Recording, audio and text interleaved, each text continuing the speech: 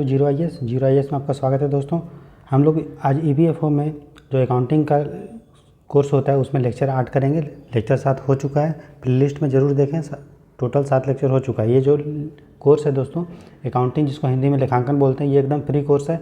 इसके लिए आप लोग को 1 रुपया भी चार्ज नहीं किया जाएगा। साथ ही साथ अकाउंटिंग का पूरा कोर्स कंप्लीट, जिसमें अकाउंटिंग है, लेबर लॉ है, सोशल सिक्योरिटी, सभी चीज़ को हिंदी और इंग्लिश दोनों मीडियम में पढ़ाया जा रहा है। साथ ही साथ इसका फ्री नोट्स भी टेलीग्राम चैनल पे दे दिया जाएगा, जिसका लिंक मैं डिस्क्रिप्शन बॉक्स में डाल दूंगा। इस वीडियो के डिस्क्रिप्शन बॉक्स में जाके आप देख सकते हैं। इस वीडियो को प्रेजेंट किया जा रहा है दोस्तों राहुल बरनवाल के द्वारा, जो एक EPFO में सिलेक्टेड ऑफिसर है AOEO के पोस्ट पे। साथ ही साथ मैंने UPSC का मेंस 2020 में और UPPCS का मेंस 2021 में दिया है दोस्तों। ठीक है, ये कोर्स आपको हिंदी और इंग्लिश दोनों भाषा में है, तो दोनों मीडियम के बच्चे को कोई दिक्कत नहीं होगी समझने में। ठीक है, तो 7 लेक्चर हो चुके हैं, आज 8वां लेक्चर है। चलिए लेक्चर 8 शुरू करते हैं। देखिए लेक्चर नंबर 8 है, तो उसमें आज हम लोग पढ़ेंगे दोस्तों अकाउंटिंग इक्वेशन क्या होता है। ठीक है, आज क्या क्या पढ़े हैं वो आपको बता देते हैं, ओवरव्यू। इसको हिंदी में बोलते हैं दोस्तों लेखांकन समीकरण। ये क्या होता है वो देखेंगे हम। उसके बाद हम लोग देखेंगे rules of debit and credit, ये बहुत इम्पोर्टेंट है। ठीक है, डेबिट को हिंदी में दोस्तों बोलते हैं नाम, ठीक है, और क्रेडिट को बोलते हैं जमा। ठीक है, समझ में आ गया, नाम और जमा। ठीक है, तो ये दोनों चीज़ को हम लोग अच्छे से पढ़ेंगे। उसके बाद शॉर्ट में हम लोग देखेंगे 5 टाइप्स ऑफ अकाउंट। अकाउंट को हिंदी में बोलते हैं दोस्तों खाता। तो खाता के जो 5 प्रकार होते हैं वो हम देखेंगे। ठीक है, तो ये 3 चीज़ आज हम लोग पढ़ेंगे। ठीक है, तो चलिए सबसे पहला चीज़ देखते हैं अकाउंटिंग इक्वेशन। अकाउंटिंग को दोस्तों मैं शॉर्ट में लिखूँगा क्योंकि थोड़ा जो है टाइम की किल्लत है। तो अकाउंटिंग को ऐसे लिख देते हैं और लेखांकन को, आपको दिक्कत नहीं होगा समझने में, लेखांकन ऐसा। ठीक है, अकाउंटिंग समीकरण या इक्वेशन हम लोग पढ़ रहे हैं। ठीक है, तो देखिए अकाउंटिंग इक्वेशन क्या होता है या समीकरण, asset equal to capital plus liability. ठीक है, या ऐसा नहीं, अब और आपको सिंपल कर देते हैं, एसेट इक्वल टू लायबिलिटी, ये होता है अकाउंटिंग इक्वेशन। ठीक है, तो एसेट को हम लोग बोलते हैं दोस्तों परिसंपत्ति। अब एसेट क्या होता है मैंने बहुत अच्छे से आप लोगों को पढ़ाया है। ठीक है, परिसंपत्ति। ठीक है, लायबिलिटी को बोलते हैं देयताएं या दायित्व। ये सब पढ़ाया मैंने डिटेल में, ज़रूर देखें इसके पहले का लेक्चर, तो आपको एक फ्लो होगा, मज़ा आएगा पढ़ने में। ठीक है, तो देखिए एसेट मतलब समझते हैं जो भी उस कंपनी का, फैक्ट्री का एसेट होता है वो उसके देयताएं के बराबर होना चाहिए। अब देयताएं में 2 टाइप का होता है, एक होता है इंटरनल और एक होता है एक्सटर्नल। तो इंटरनल देयताएं या लायबिलिटी का मतलब होता है जो भी मालिक पैसा लगाता है कंपनी में, मालिक के द्वारा कंपनी को खड़ा करने का लिए जो पैसा लगता है, कंपनी को चलाने में जो भी खर्च होता है, मालिक जो भी शुरू में लगाता है या बीच में भी लगाता है, उसको बोलते हैं इंटरनल। और एक्सटर्नल मतलब आप समझते हैं जो मालिक नहीं मालिक के द्वारा पैसा नहीं लगाया गया। मैंने बताया था जो भी मालिक पैसा लगाता है कंपनी को खड़ा करने के लिए या बीच में, उसको हम लोग क्या बोलते हैं दोस्तों, कैपिटल, यानी मैंने बताया था पूंजी बोलते हैं। और जो एक्सटर्नल लायबिलिटी है दोस्तों उसी को हम लोग लायबिलिटी बोलते हैं। ठीक है, तो जो हमारा ओवरऑल इक्वेशन बन के आता है दोस्तों वो आता है asset equal to capital plus liability. देखिए कैपिटल ही जो है एक तरह का लायबिलिटी है मालिक के प्रति, कि मालिक जो भी पैसा लगाया है कंपनी का वो दायित्व है कि वापस उसको देना। क्योंकि हमने बताया था कि बिजनेस ट्रांजैक्शन में जब हम लोग देखते हैं कि बिजनेस एंटिटी कॉन्सेप्ट जो बताए थे कि बिजनेस अलग होता है, कंपनी अलग होता है और मालिक अलग होता है, तो उसी के आधार पे जो भी मालिक पैसा लगाता है बिजनेस शुरू करने के लिए उसको हम लोग बोलते हैं पूंजी, कैपिटल। ठीक है, और लायबिलिटी क्या होता है किसी बिजनेस के लिए, जो उसने उधार लिया है किसी से, या तो सामान उधार लिया है या किसी से पैसा उधार लिया है, वो उसका लायबिलिटी होता है, देयताएं या दायित्व। तो हमारा जो इक्वेशन बनता है ओवरऑल वो बनता है asset equal to capital plus liability. होना क्या चाहिए, एसेट इक्वल टू लायबिलिटी। तो लायबिलिटी में ही 2 क्लासिफिकेशन हो गया है, इंटरनल एक्सटर्नल। इंटरनल को ही बोल देते हैं कैपिटल और एक्सटर्नल को सिंपल भाषा में बोल देते हैं लायबिलिटी। तो जो हमारा इक्वेशन बनता है अकाउंटिंग इक्वेशन या लेखांकन समीकरण, वो बनता है एसेट इक्वल टू मतलब परिसंपत्ति बराबर पूंजी प्लस देयताएं या दायित्व। समझ में आया, तो ये हुआ अकाउंटिंग इक्वेशन, समझ गए। तो ये हमारा एक चीज़ हो गया। इस एग्जांपल से देखिए, मान लीजिए कोई राम है। ठीक है, राम जो है एक फैक्ट्री बनवाया जूता बनाने का, ठीक है। तो ये जूता बनाने का फैक्ट्री बनाया, तो मान लीजिए ये 30 लाख रुपए का एक ज़मीन खरीदा, 30 लाख रुपया ज़मीन खरीदा जिसमें वो फैक्ट्री बनाएगा, ठीक है। 20 लाख रुपये जूता का चमड़ा लिया, तभी जूता बनेगा ना। और 50 लाख रुपये जो है वो कंपनी को कैश दे दिया कि ठीक है जो आपका खर्चा हो तो वो हो। तो जो भी जूता की कंपनी बनी दोस्तों, राम की, तो ये जो जूता की कंपनी बनी उसके पास पूंजी कितना है, एसेट कितना है। एसेट मतलब परिसंपत्ति कितना है। परिसंपत्ति 2 टाइप का होता है, मैंने बताया था, एक होता है करेंट, एक नॉन करेंट। करेंट मतलब जो भी सामान उमान उसके पास है जिससे वो प्रोडक्शन करेगा। तो प्रोडक्शन किससे करेगा, जूता का चमड़ा से। तो कितना उसका पास संपत्ति हुआ, 20 लाख का। प्लस कैश को भी हम लोग करेंट एसेट में ही काउंट करते हैं, चालू एसेट में, क्योंकि ये डे टू डे होता है। प्लस उसके पास ज़मीन है, ज़मीन कितना है, 30 लाख का, ठीक है। वो ये कैसा संपत्ति है बताइए, परिसंपत्ति। कैसा परिसंपत्ति है, ये नॉन करेंट है क्योंकि 1 साल से अधिक इसका वैल्यू रहता है। मैंने बताया था गैर चालू परिसंपत्ति है ज़मीन, 30 लाख का। तो उसके पास परिसंपत्ति कितना हुआ टोटल दोस्तों, 100 लाख, 20 लाख, 50 और 30, 100 लाख का मतलब 1 करोड़ का उसके पास परिसंपत्ति है। अब देखिए, और दूसरा, तो एक तरफ तो एसेट जो हुआ, एसेट मतलब परिसंपत्ति, वो कितना मेरा हो गया, 100 लाख। कैपिटल क्या होता है, पूंजी। पूंजी क्या होता है, जो भी मालिक पैसा लगाया, ठीक है ना। तो मालिक कितना पैसा लगाया दोस्तों, मालिक शुरू में कितना पैसा लगाया बताइए। तो मालिक लगाया आपको, ये जो 1 करोड़ रुपया दिया, कौन दिया, मालिक ही दिया, 100 लाख। और लायबिलिटी, क्या इसने कहीं से उधार लिया मालिक के अलावा, नहीं, तो 0। तो हम देखिए एसेट बराबर जो इक्वेशन होता है, एसेट इक्वल टू जो परिसंपत्ति बराबर पूंजी मतलब कैपिटल प्लस लायबिलिटी मतलब देयताएं, हुआ कि नहीं हुआ। ये एसेट कितना मेरा आया, देखिए 100 लाख, पूंजी कितना आया 100 लाख, लायबिलिटी कितना था 0, क्यों हमने बाहर से नहीं लिए। तो 100 लाख बराबर 100 लाख, सही है दोनों, इसी को बोलते हैं अकाउंटिंग इक्वेशन, ठीक है, समझ गए। अब हम लोग देखेंगे दोस्तों rules of debit and credit, ठीक है। डेबिट को हिंदी में बोलते हैं दाम और क्रेडिट को बोलते हैं हम लोग जमा, ठीक है। तो दाम और जमा का नियम क्या कहलाता है, तो यही मतलब है। तो देखिए कोई भी खाता होता है, कोई भी अकाउंट होता है दोस्तों, उसका 2 पक्ष होता है। एक पक्ष होता है डेबिट और दूसरा पक्ष होता है क्रेडिट, ठीक है। एक को डेबिट को दाम बोलते हैं, इसको जमा बोलते हैं।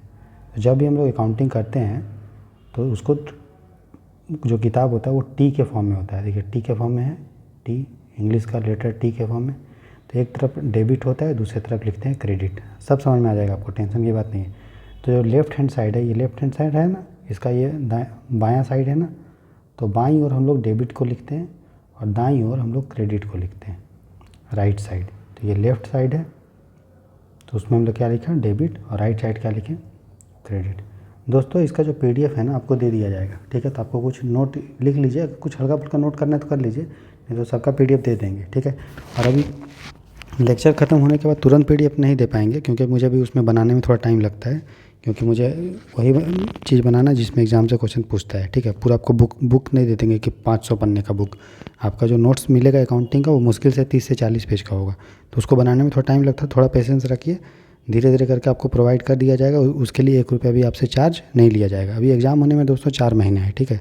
आपको नोट्स बहुत जल्दी दे दूँगा, कम से कम 10 मैक्सिमम 10 दिन लगेगा, उससे ज़्यादा नहीं लगेगा। हिंदी मीडियम का भी नोट्स मिल जाएगा आपको, इंग्लिश मीडियम का नोट्स टेलीग्राम चैनल पे मिल जाएगा। तो टेलीग्राम चैनल जरूर ज्वाइन कर लीजिए, ठीक है। लिंक मैं दे दूँगा डिस्क्रिप्शन बॉक्स में इसके, ठीक है। तो नोट्स आपको मिल जाएगा, जो भी पढ़ाऊँगा मैं सबका नोट्स आपको फ्री में मिलेगा, उसके लिए चार्ज आपसे नहीं लिया जाएगा, ठीक है। चलिए, ठीक है। तो एक तरफ हम लोग डेबिट लिखते हैं, दाम लिखते हैं, बाई लेफ्ट। दाम मतलब आप प्राइस मत समझिए, इसको डेबिट को दाम ही बोलते हैं हिंदी में, ठीक है। और क्रेडिट को जमा बोलते हैं, ठीक है। आपको सब समझ में आ जाएगा, ठीक है। तो चलिए, समझ में आ गया इतना। उसके बाद देखिए हम लोग देखते हैं दोस्तों कि 5 प्रकार के, तो ये जो rules of debit and credit है, इसके बारे में हम लोग, डेबिट क्रेडिट आप समझ गए क्या होता है। एक तरफ को डेबिट बोलते हैं, दूसरी तरफ को क्रेडिट बोलते हैं, ठीक है।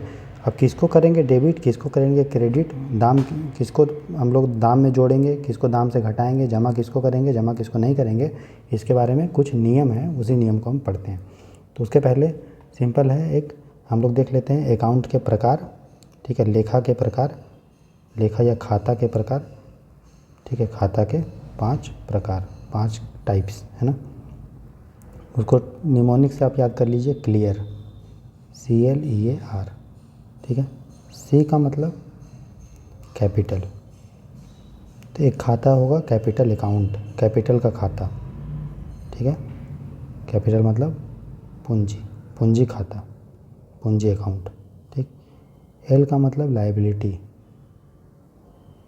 मतलब देयताएं या दायित्व, अकाउंट, देयताएं का खाता। जिस तरह दोस्तों आप अपने घर में बनाते हैं डायरी कि यार ये मेरा जो है स्कूल का डायरी है, ये मेरा कॉलेज का डायरी है, घर में आपका भी होगा, ये मेरा जो है बैंक अकाउंट का बुक है, ये मेरा जो है राशन कार्ड है, ये मेरा आधार कार्ड है, अलग अलग खाता है ना। तो उसी तरह अलग अलग खाता बनाया जाता है अलग अलग पर्पज़ के लिए।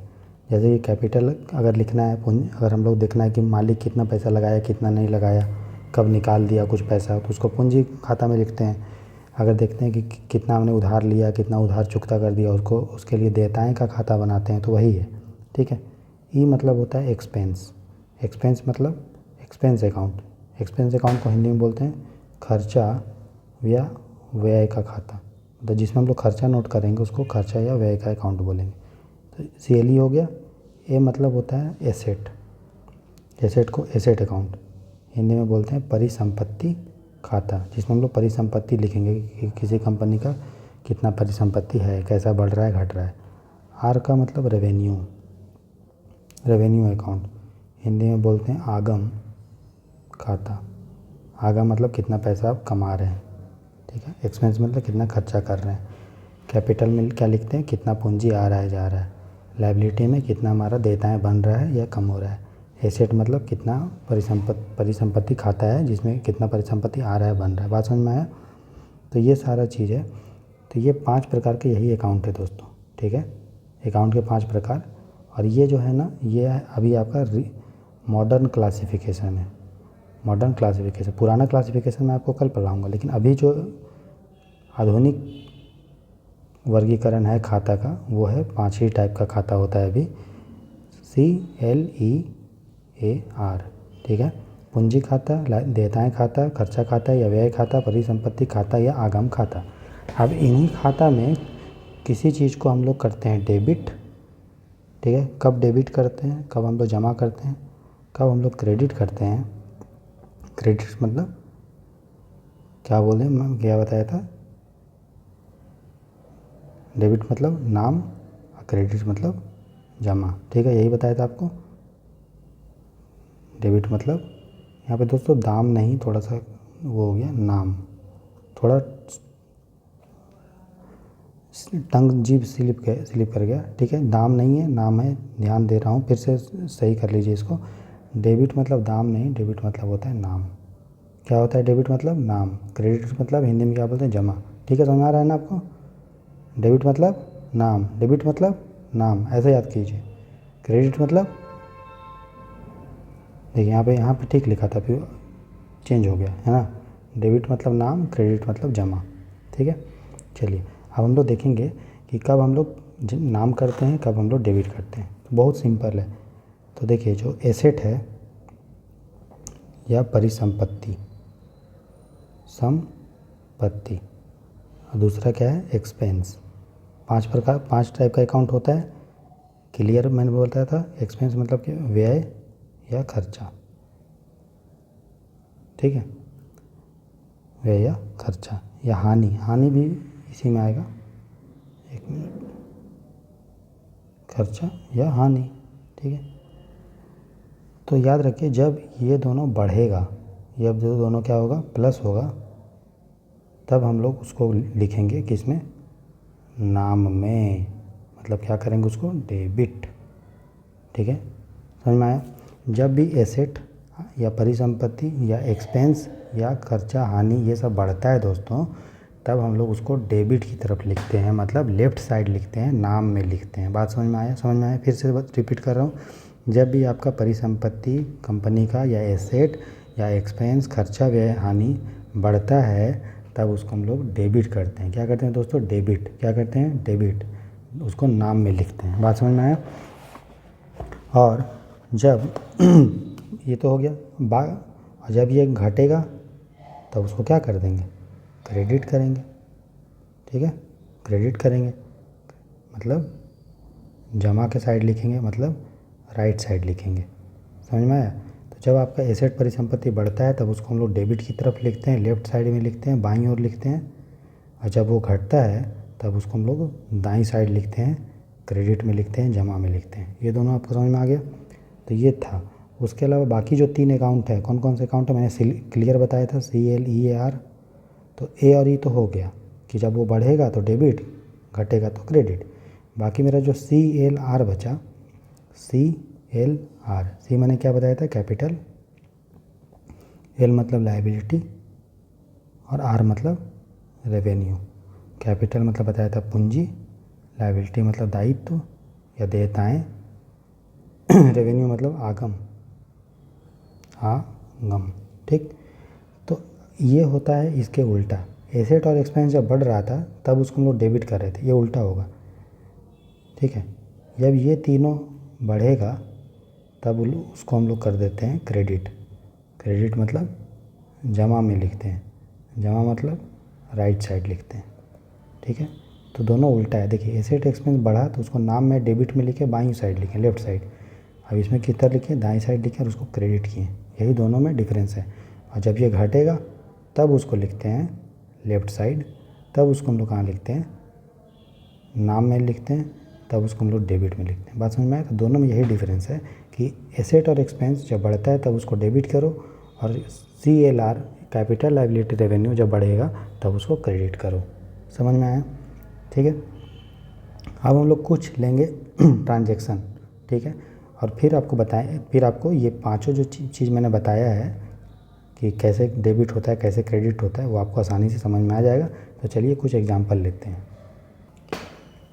तो देखिए, कुछ लेंगे हम लोग, लेन देन देखेंगे, फिर आपको पता चल जाएगा कि कैसे हम लोग किस में डेबिट लिखते हैं, कैसे में क्रेडिट। तो देखिए, आपको फिर से बताते हैं, एसेट या एक्सपेंस मतलब परिसंपत्ति और व्यय जब क्या होगा? बढ़ेगा, तब उसको हम लोग डेबिट करेंगे। मतलब किधर लिखेंगे बताइए? नाम में लिखेंगे, है ना, मतलब लेफ़्ट साइड लिखेंगे। और अगर घटेगा तो राइट साइड। ठीक है, और बाकी जो बचा CLR मतलब कैपिटल मतलब पूंजी, लायबिलिटी मतलब दायित्व या देयताएँ, और रेवेन्यू मतलब आगम। अगर ये बढ़ेगा तब हम लोग उसको क्रेडिट करते हैं, मतलब जमा में लिखते हैं, मतलब राइट साइड लिखते हैं। बस आपको इतना ही याद करना है। ठीक है, अब देखते हैं दोस्तों कुछ ट्रांजैक्शन। ठीक है, तो पहला है कि रोहित जो है, रोहित, ठीक है, वो 5 लाख कैश से बिजनेस शुरू किया। पहला ट्रांजैक्शन ये है, बिजनेस शुरू किया। ठीक है, रोहित जो है 5 लाख कैश से बिजनेस शुरू किया। तो देखिए, इक्वेशन क्या होता है? Asset equal to capital plus liability. Asset मतलब परिसंपत्ति बराबर पूंजी प्लस दायित्व। ठीक है, देखिए 5 लाख रुपया बिजनेस में आया, तो जो 5 लाख रुपया है वो कंपनी के लिए क्या है दोस्तों? बताइए, वो पूंजी है। कंपनी के लिए क्या है? वो एसेट है ना? एसेट है ना, परिसंपत्ति है ना। तो 5 लाख रुपया कैश कंपनी के लिए क्या है? एसेट। और जो पैसा मालिक लगाता है बिजनेस में, रोहित क्या है? मालिक है, वो बिजनेस शुरू किया, तो उसको कंपनी का पूंजी बोलते हैं, कैपिटल बोलते हैं। तो वो है 5 लाख। क्या कोई दायित्व है कंपनी का बना है इस लेन देन के बाद? नहीं, जीरो। तो अकाउंटिंग इक्वेशन क्या हुआ? 5 लाख बराबर लेफ्ट हैंड साइड में भी 5 लाख है और राइट हैंड साइड में भी कितना है दोस्तों? 5 लाख। समझे? तो ये मेरा अकाउंटिंग इक्वेशन हो गया सही। और दूसरा, इसको अगर हमें लिखना है दोस्तों तो याद रखिएगा हमेशा डेबिट बराबर क्रेडिट होगा हमेशा, ठीक है। तो डेबिट का मतलब क्या है हमने देखा था, 1 मिनट। तो देखिए हर ट्रांजैक्शन के बाद डेबिट मतलब जमा, डेबिट मतलब नाम और जमा बराबर होगा हर ट्रांजैक्शन के बाद। तो इस केस में दोस्तों, इस केस में हमारा देखिए एसेट कितना था, पहले कुछ था नहीं था, बढ़ के कितना हो गया एसेट 5 लाख। तो मेरा डेबिट कितना हो गया 5 लाख। मैंने बताया था ना एसेट जब भी बढ़ेगा, एसेट या परिसंपत्ति जब भी बढ़ता है, बढ़ा है 0 लाख से 5 लाख हो गया तो उसको हम लोग डेबिट की तरफ लिखते हैं। तो डेबिट में हम लोग कितना लिख देंगे 5 लाख नाम में, ठीक है। उसके बाद जो पूंजी है दोस्तों, ठीक है, तो जो पूंजी है दोस्तों वो क्या हुआ है, तो जो पूंजी है दोस्तों वो क्या था कैपिटल। कैपिटल जब बढ़ता है, बढ़ा है कैपिटल 5 लाख हो गया है, तो उसको किधर लिखते हैं क्रेडिट, जमा की तरफ लिखते हैं राइट हैंड साइड में। तो ये भी कितना बढ़ा 5 लाख। तो देखें डेबिट बराबर हमेशा क्रेडिट हुआ कि नहीं, नाम बराबर जमा, 5 लाख इधर भी था 5 लाख इधर। जब क्रेडिट, जब हमारा आपका वो बढ़ा क्या कैपिटल, पूंजी बढ़ा, तब हम उसको किधर लिखे कैपिटल की तरफ। तो कैपिटल की तरफ 5 लाख लिख दिए।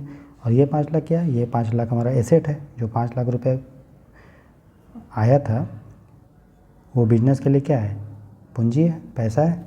और वो अगर हम उसको उसकी दृष्टि से देखें तो, मालिक की दृष्टि से देखें तो वो हमारा पूंजी है। मैंने बताया था पहले लेक्चर में कि जो भी पैसा मालिक डालता है उसको पूंजी बोलते हैं। और वो 5 लाख रुपए आया तो वो कंपनी के लिए क्या हो गया पूंजी भी है, प्लस कंपनी के लिए परिसंपत्ति भी है, क्योंकि 5 लाख से वो अपना कुछ भी कर सकता है कि नहीं। तो ये हो गया डेबिट बराबर क्रेडिट, ठीक है। अब फिर और इसको समझने के लिए दूसरा ट्रांजैक्शन देते हैं, दूसरा लेन देन देखते हैं। मान लीजिए उसी कंपनी ने जितना भी उसको पैसा मिला था, कितना मिला था 5 लाख रुपए मिला था कैश के रूप में, उस 5 लाख में से 4,80,000 का बैंक अकाउंट खोल दिया, मतलब पैसा डाल दिया बैंक में अकाउंट खोल के, ठीक है। तो देखिए फिर से हम लिखेंगे एसेट बराबर कैपिटल प्लस लायबिलिटी, मतलब परिसंपत्ति बराबर पूंजी प्लस देयताएं, होगा ना। तो पहले हमारे पास जो कैश था दोस्तों, कैश कितना था 5 लाख। 5 लाख में से पैसा घटा दिए, कितना निकाले पैसा 4,80,000। यही पैसा निकाल के कहाँ डाल दिए, बैंक में डाल दिए, डाल दिए ना बैंक में, बैंक में डाल दिए।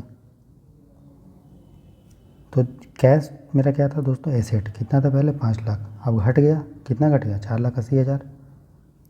तो जब भी एसेट घटता है तो उसको किधर लिखते हैं डेबिट में। मैंने बताया था एसेट जब बढ़ेगा, एसेट परिसंपत्ति, तो उसको डेबिट करेंगे, और घटेगा तो क्रेडिट। तो क्रेडिट में हमने कितना लिखेंगे, क्रेडिट मतलब जमा में कितना लिख देंगे 4,80,000। इतना मेरा क्या हो गया क्रेडिट। अब देखिए जब हमने 5 लाख रुपया में से 4,80,000 निकाला और इसको कहाँ डाला बैंक में, तो बैंक अकाउंट जो होता है दोस्तों वो भी क्या है कंपनी का परिसंपत्ति है कि नहीं, ठीक है, वो भी क्या है कंपनी का परिसंपत्ति है। तो कैश तो मेरा घट रहा है, लेकिन परिसंपत्ति में बैंक अकाउंट भी आता है। तो बैंक अकाउंट पहले जो 0 रुपया था, कुछ था ही नहीं, वो बढ़ गया 4,80,000 हो गया। तो ये मतलब बैंक अकाउंट बढ़ा मतलब एसेट बढ़ा। तो एसेट जब भी बढ़ता है तो उसको किधर लिखते हैं डेबिट की तरफ, लेफ़्ट साइड, मतलब नाम में लिख देंगे डेबिट, कितना हुआ 4,80,000। तो देखिए इसको लिखे लेफ़्ट में, इसको लिखे राइट में। तो लेफ़्ट और राइट बराबर हुआ कि नहीं हुआ, डेबिट बराबर क्रेडिट हुआ कि नहीं हुआ। तो यही हमारा अकाउंटिंग इक्वेशन भी है और यही हमारा रूल भी था। रूल आपको समझ में आ गया कि किस किस चीज़ को हम लोग कब कब डेबिट करते हैं, कब कब क्रेडिट करते हैं, कब कब नाम में जोड़ते हैं, कब कब जमा में जोड़ते हैं, घटाते हैं। समझ में आ गया। और अकाउंटिंग इक्वेशन भी आपको समझ में आ गया। Asset equal to liability plus capital, asset मतलब परिसंपत्ति बराबर लायबिलिटी मतलब दायित्व और कैपिटल मतलब पूंजी, ठीक है। तो देखिए जब शुरू हम लोग ट्रांजेक्शन किए हम लोगों ने क्या देखा कि कैश हमारा जो एसेट था वो 5 लाख था, वो बढ़ा, और लायबिलिटी था तो इसी को पहले बार में क्या हुआ कि 5 लाख बराबर 5 लाख प्लस, 1 मिनट रुकिए, जब पहला ट्रांजैक्शन रोहित 5 लाख रुपए से बिजनेस शुरू किया था तो 5 लाख रुपए बिजनेस में परिसंपत्ति एसेट के रूप में कैश आया 5 लाख, लायबिलिटी कुछ नहीं था, लेकिन जो भी मालिक पैसा लगाया वो पूंजी होता है, तो 5 लाख इधर जोड़ दिए। तो पहले ट्रांजैक्शन के बाद, लेन देन के बाद क्या हुआ, 5 लाख हमारा LHS में था लेफ्ट हैंड साइड में, और राइट हैंड साइड में भी देखेंगे तो 5 लाख है, देखिए 0 + 5 लाख, ठीक है। दूसरा जब ट्रांजैक्शन किए तो जो हमारा कैश था दोस्तों वो 5 लाख से घट के कितना हो गया, कितना घट गया, 20 लाख हो गया, 20,000 हो गया, और 4,80,000 रुपया का हम बैंक अकाउंट खोल दिए। यहाँ पे आप देखिए और क्लियर हो जाएगा आपको थोड़ा सा। तो दूसरा जब हम लोग लेन देन किए दोस्तों, आपको पता है कि एसेट में ही, 1 मिनट, एसेट के अंदर ही दोस्तों हमारा कैश भी होता है, मतलब परिसंपत्ति क्या होता है, रोकड़ हो सकता है या बैंक अकाउंट हो सकता है ना। तो एसेट इक्वल टू क्या होता है, पूंजी मतलब कैपिटल प्लस दायित्व मतलब लायबिलिटी, ठीक है। तो जब दूसरा ट्रांजैक्शन हुआ दोस्तों तो हम लोग क्या किए, ये कैश हमारा घट गया, तो पहले 5 लाख जो कैश था उसमें 4,80,000 रुपये हम लोगों ने माइनस कर दिया, और पहले बैंक अकाउंट था नहीं था, 0 था। जब ट्रांजैक्शन हुआ तो 4,80,000 रुपये का बैंक अकाउंट खोल दिए। तो जब दूसरा ट्रांजैक्शन हुआ दोस्तों तो एसेट में कितना चेंज हुआ, -4,80,000, और बैंक कितना हुआ, +4,80,000, और पूंजी में कोई चेंज हुआ नहीं, लायबिलिटी में कोई चेंज हुआ नहीं। तो इन दोनों को अगर हम जोड़ेंगे -4,80,000 + 4,80,000 तो कितना होगा, 0। इधर भी क्या बनना, 0 + 0, लेफ्ट हैंड साइड बराबर राइट हैंड साइड, तो एसेट बराबर कैपिटल प्लस लायबिलिटी। तो लेखांकन का जो समीकरण था अकाउंटिंग इक्वेशन वो सेटिस्फाई हुआ ना। तो यही था आपका अकाउंटिंग इक्वेशन, ठीक है। बस आपको इतना ही पढ़ना है, थोड़ा थोड़ा पढ़ना है, ज़्यादा आपको CA मास्टर नहीं करना है। थोड़ा थोड़ा समझना है कि यार एसेट अगर बढ़ता है तो डेबिट, एक्सपेंस अगर बढ़ता है तो डेबिट, बाकी तीनों चीज़ अगर बढ़ेगा तो क्रेडिट। डेबिट क्या होता है लेफ्ट साइड, क्रेडिट क्या होता है राइट साइड लिखते हैं। बस यही आपको समझना है धीरे धीरे, ठीक है। और जैसे जैसे लेक्चर और आगे बढ़ेगा आपको और भी अच्छे से समझ में आएगा। सिंपल पूछता है क्वेश्चन, UPSC ऐसे पूछेगा, ठीक है, कि व्हाट विल हैपेंस, ठीक है, जब एसेट बढ़ता है तो उसको हम लोग किधर लिखते हैं, इस टाइप से क्वेश्चन पूछ देता है। या ऐसे बोलेगा कि जैसे अगर उसको टफ कराने करेगा तो बोलेगा राम ने एक बिजनेस स्टार्ट किया है 5 लाख रुपया से, उसको आप किस तरफ नोट करेंगे। तो आपको समझ में आ जाना चाहिए यार कि राम ने पैसा शुरू किया है, मतलब वो बिजनेस के लिए क्या है, कैपिटल। तो कैपिटल जब भी बढ़ता है तो उसको किधर लिखते हैं, क्रेडिट में लिखते हैं। तो क्रेडिट में लिखेंगे, मतलब किधर लिखेंगे आप उसको, जमा में लिखेंगे। समझ में आया, राइट साइड में, ठीक है। तो आप देख रहे थे जीरो IAS का चैनल दोस्तों। अकाउंटिंग का ये जो है 8वां लेक्चर था। धीरे धीरे करके मैं आपको पूरा अकाउंटिंग, पूरा EPFO का सिलेबस कंप्लीट करवा दूंगा, ठीक है, टेंशन मत लीजिए। मैथ्स, इंग्लिश, साइंस, फाइंस सब खत्म, ठीक है, समय के साथ, ठीक है। अभी एग्ज़ाम थोड़ी है दोस्तों, एग्ज़ाम जो आपका होगा जुलाई अगस्त में, अभी आपके पास सफिशिएंट टाइम है। आराम से धीरे धीरे रिवीजन करके पढ़ते रहिए ना। जो भी एक बार पढ़ी उसको 2-4 बार रिवीजन कीजिए, एक वीडियो को 2-3 बार देखिए कि पूरा एकदम कॉन्सेप्चुअल क्लैरिटी हो जाए। एग्ज़ाम के 2 महीना पहले आपका कोर्स कंप्लीट हो जाएगा, ठीक है। फिर 2 महीने हम लोग एकदम MCQ इतना भयंकर प्रैक्टिस करेंगे, पूरा कंठस्थ हो जाएगा, ठीक है। और ज़्यादा लेक्चर नहीं है अकाउंटिंग का, मुश्किल से 7 से 8 लेक्चर आएगा मैक्सिमम, ठीक है। बड़े बड़े लेक्चर आएंगे, या मैक्सिमम 10 से 15 लेक्चर आएगा। लेबर लॉ वो छोटा टॉपिक है, ये दोनों खत्म हो गया तो फिर कुछ बचा ही नहीं। GS का मैं आपको DPP डेली पढ़ा ही रहा हूँ। करंट अफेयर के लिए मैं लास्ट में मतलब मैराथन टाइप का 8-10 घंटे का ले आऊँगा। बचा उसके आपके पास मैथ, इंग्लिश और साइंस, ठीक है। तो मैथ के लिए आपको संडे या मंडे को एक मैराथन सेशन आएगा 4 से 5 घंटे का, जिसमें आप UPSC का भी जो काम का होगा वो भी देखेंगे, और जो EPFO का भी काम का जो टॉपिक होगा वो भी देखेंगे दोस्तों, ठीक है। तो आपको कहीं भी जाने की ज़रूरत नहीं है। PDF सब इसका आपको मैं संडे तक प्रोवाइड कर दूंगा, अकाउंटिंग का जितने भी अभी तक लेक्चर हुए। और अकाउंटिंग का लेक्चर डेली बेसिस पे या आएगा, एक दिन हो सकता है छूट जाए सप्ताह में, लेकिन कोशिश रहेगी कि डेली आपका लेक्चर है, आपका पढ़ाई रुकना नहीं चाहिए, ठीक है। तो हम लोग पूरी तैयारी से, लगन और मेहनत के साथ पढ़ रहे हैं, और माँ बाप का जो हम लोग का जो आशीर्वाद है दोस्तों, और भगवान का जो प्यार है उसी के बलबूते और अपना जो मेहनत है उसी के बलबूते सफलता प्राप्त करेंगे। इसी मंगल कामना और शुभ कामना के साथ आपकी सफलता की कामना करते हुए इस चैनल को यहीं पे जो है लेक्चर को एंड करता हूँ। मिलते हैं अगले लेक्चर में दोस्तों। चैनल को सब्सक्राइब करें, शेयर करें अपने दोस्तों के साथ। All the best. खुश रहें और मस्त रहें।